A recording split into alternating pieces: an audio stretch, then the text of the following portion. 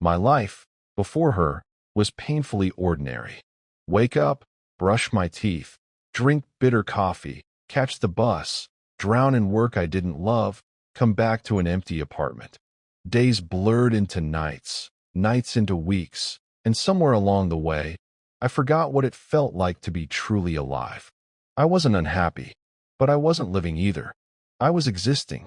And then came the rain. It was late autumn, the kind of day when the world feels heavy with gray. I was sitting by the cafe window, my reflection in the glass looking as tired as I felt. The rain outside drummed against the glass like impatient fingers. That's when she walked in. Elena. She shook her umbrella, pulled her scarf tighter, and smiled at the barista as if she had known him forever. It wasn't just her beauty, though she had that too. Effortless, unintentional. It was her presence. She carried warmth into the room like a candle in the dark. When our eyes met, I felt something I hadn't felt in years. Awake. She asked if she could sit near me. All the other tables were full. That's how it began. Not with fireworks, not with destiny shouting in my ear. Just a girl with rain in her hair, sitting across from me, stirring sugar into her coffee. And yet, from that moment, my life was no longer mine that we met again. And again, sometimes by accident, sometimes on purpose. Until one day, it stopped being coincidence and started being us. Elena was curious about everything.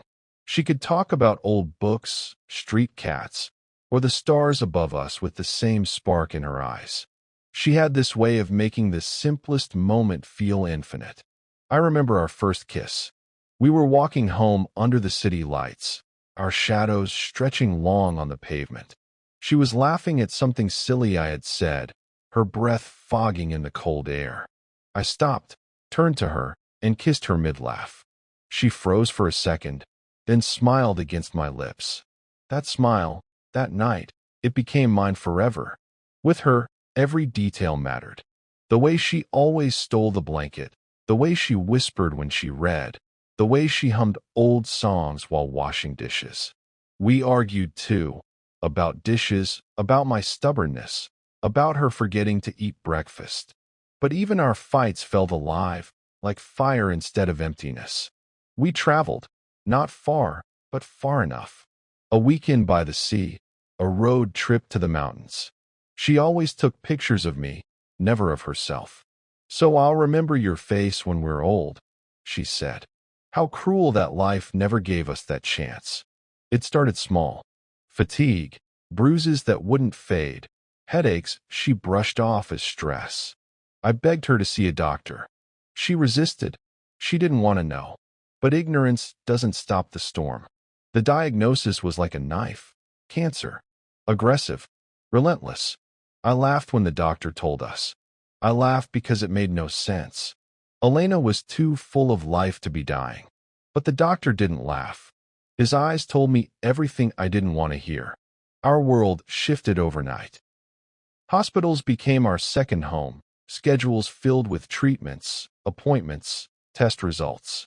I learned to live in waiting rooms, surrounded by the smell of antiseptic and fear.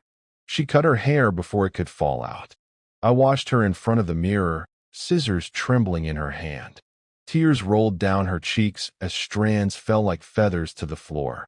"Do you still think I'm beautiful?" she whispered. I couldn't speak. My chest burned with grief. But I held her, kissed her head, and said, "More than ever." And I meant it. But God, it hurt. We started living differently. Every day was borrowed time. Every moment a gift we pretended wasn't slipping through our fingers. She never complained. Even as her body weakened, she smiled. She joked with nurses. She held my hand when I was the one breaking down. Imagine that. The one who was dying was the one giving me strength. That was Elena. She made me promise to read to her every night. Poetry, novels, even my terrible attempts at writing. "I want to fall asleep to your voice," she said. "So when I dream, I'll still be with you." Her favorite was an old book of poems about the sea. She said the waves reminded her of us, always returning, no matter how far apart. But the sea was cruel too. It was raining that night, just like the day we met. She was weaker than ever, her breath shallow, her skin cold beneath my trembling fingers. I begged her not to leave.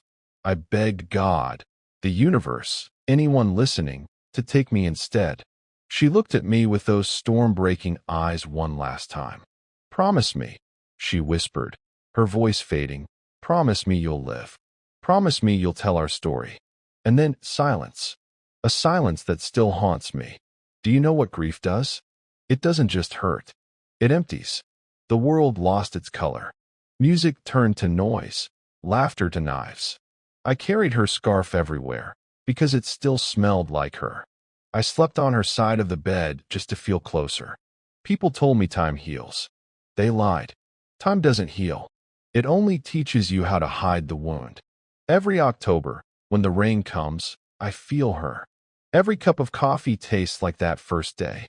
Every night, I hear her voice whispering my name. I kept her promise, or tried to. I tell our story, even now. Maybe that's how she lives on. In my words. In your heart, as you listen.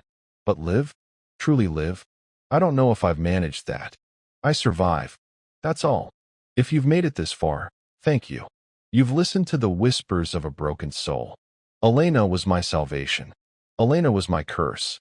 And until my last breath, I will love her in silence. So please, if you love someone, hold them. Protect them. Fight for them. Because one day, without warning, they may be gone. And all you'll have left is memory. And memory is both the sweetest gift and the cruelest prison.